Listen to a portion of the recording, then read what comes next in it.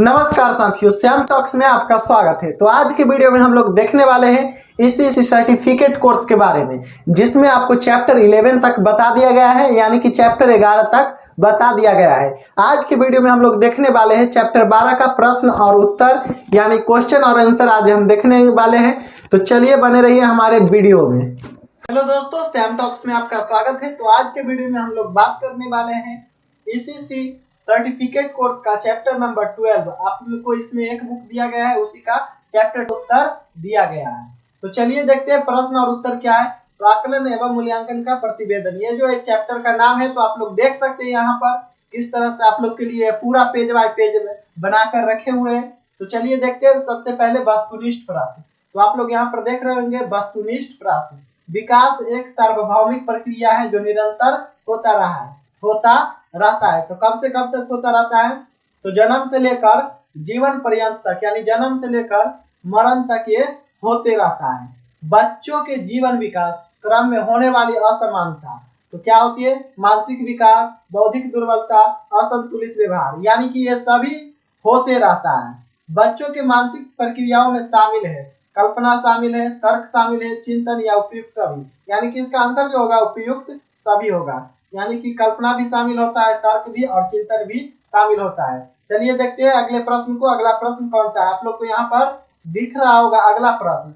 अगला प्रश्न जो है, इनमें से किससे सूचनाओं का संग्रह नहीं किया जा सकता है? तो इनमें से किससे सूचनाओं का संग्रह नहीं किया जा सकता है?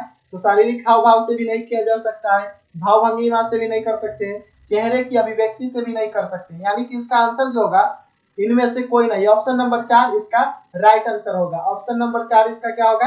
राइट आंसर होगा। आपको अगला प्रश्न दिखाई दे रहा होगा। आप लोग यहाँ पर अगला प्रश्न देख सकते हैं। क्या है अगला प्रश्न? बच्चों की प्रगति का प्रतिवेदन में होना आवश्यक है। तो क्या होना आवश्यक है? प्रयोग की मुख्य बातें, बातों को एक क्रम में होना, तथ्यों की स्पष्टता, या इसे प्राय विस्तृत रूप से लिखा जाना चाहिए। सही आंसर 1 नंबर होगा। ऑप्शन नंबर ए सही आंसर होगा। इसे प्राय विस्तृत रूप से लिखा जाना चाहिए। अगला प्रश्न जो है आप लोग को दिख रहा होगा, 15 से 20 वर्ड में आंसर देना है इसका, यानी कि 15 से 20 शब्दों में आप इसका उत्तर दे सकते हैं। तो पहला क्वेश्चन जो आप लोग यहाँ पर देख सकते हैं, इसी के अंतर्गत मूल्यांकन का उद्देश्य क्या है? यानी कि इसी के अंतर्गत मूल्यांकन का क्या उद्देश्य रहता है? तो बच्चों की विकास की दिशा, बच्चों की विकास की दशा का अध्ययन कर उसमें सुधार लाना, यही इसी का क्या है? मूल्यांकन का उद्देश्य है। मूल्यांकन प्रविधियों की सफलता किस पर निर्भर करती है? तो मूल्यांकनकर्ता की समीक्षा पर यह निर्भर करती है। उसके अलावा आप लोग यहाँ पर देख सकते हैं। क्या है अगला प्रश्न? आकलन की कौन सी प्रविधि सभी पक्षों का समग्र मूल्यांकन प्रतिबिंब है? तो पोर्टफोलियो में आकलन की सभी प्रविधि को लिखा जाता है, ये इसीलिए इसको कहा जाता है प्रतिबिंब। किसका प्रतिबिंब? तो प्रविधि सभी पक्षों का समग्र मूल्यांकन का प्रतिबिंब इसको माना गया है। चलिए देखते हैं अगले प्रश्न को। अगला प्रश्न आप लोग को यहाँ पर दिख रहा होगा, साक्षात्कार से आप क्या समझते हैं? तो व्यक्ति विशेष से क्रमबद्ध प्रश्नों के आधार पर उसे सूचनाएं प्राप्त करना ही क्या कहलाता है? साक्षात्कार कहलाता है। उसके बाद दिया गया है संविभाग पत्र, यानी पोर्टफोलियो किस उद्देश्य से बनाया जाता है? तो बच्चों की व्यक्तिगत जानकारी संग्रहित करने के उद्देश्य से पोर्टफोलियो बनाया जाता है। आई होप कि आप लोग समझे होंगे। चलिए देखते हैं अगले प्रश्न को। अगला प्रश्न कौन सा है? आप लोग को समझ में आ रहा होगा।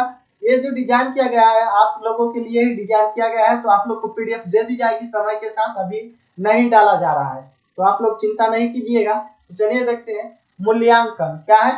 मूल्यांकन प्रक्रिया की मूलभूत विशेषता को लिखिए। तो यहाँ कह रहा है विशेषता को लिखने के लिए, तो उसमें मूलभूत है वस्तुनिष्ठता, वैधता, विश्वसनीयता और व्यवहारिता। क्या है? ये मूल्यांकन प्रक्रिया की मूलभूत विशेषता है।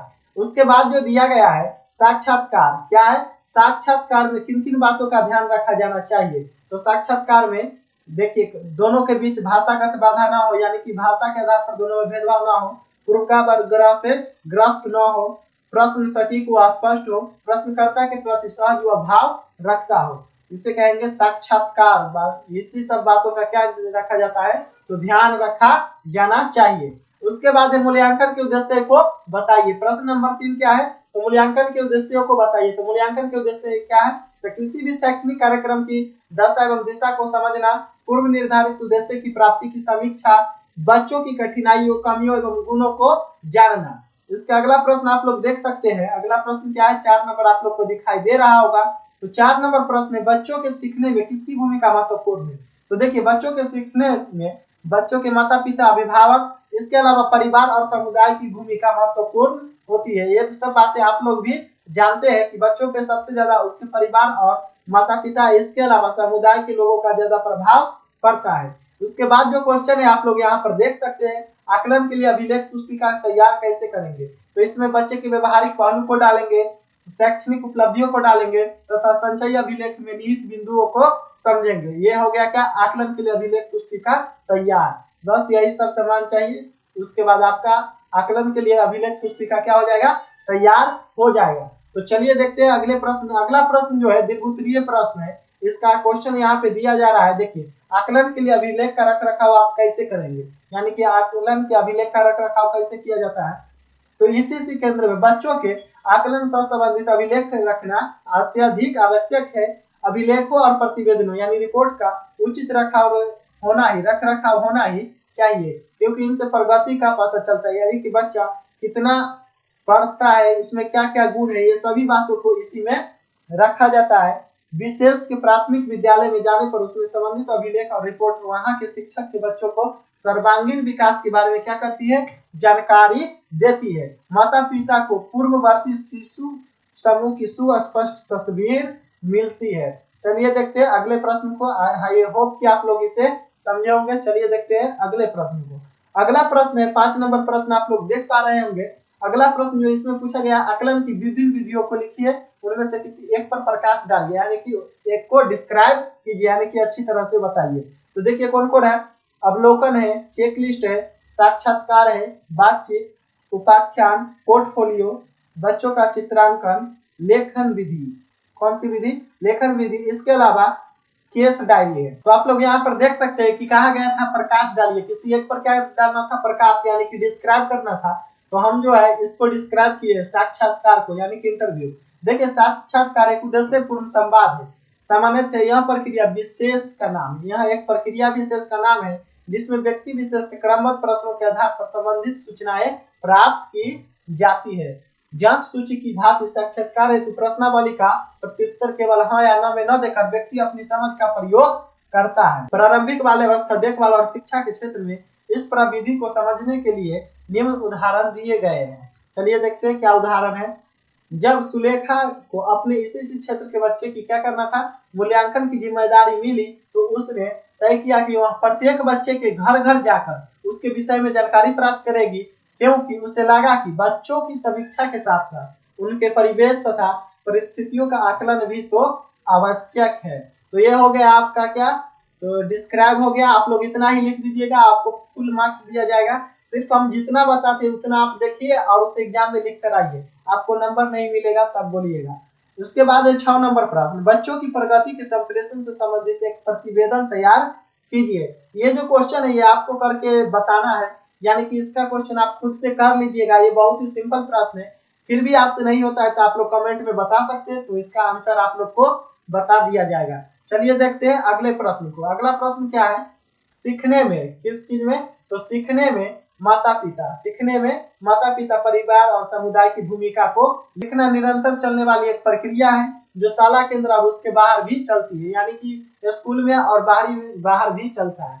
यह सर्वमान्य है, जीवन के आरंभिक काल का समुचित विकास माता पिता या परिवार के साथ ही होता है।